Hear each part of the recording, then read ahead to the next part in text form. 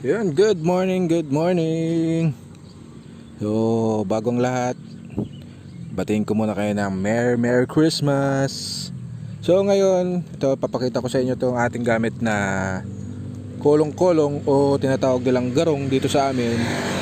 At pupunta tayo doon sa mismong pinagpagawaan natin ng kolong-kolong.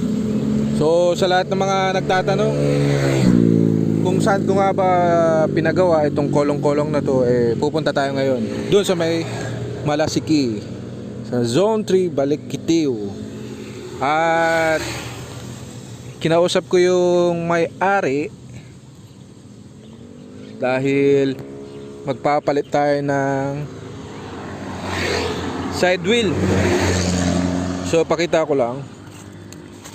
Itong side wheel natin is naka-donut type. Ang problema ko lang kasi ngayon, kaya kinausap ko si madam, is naka-slant siya. So lahat ng bigat is nandito.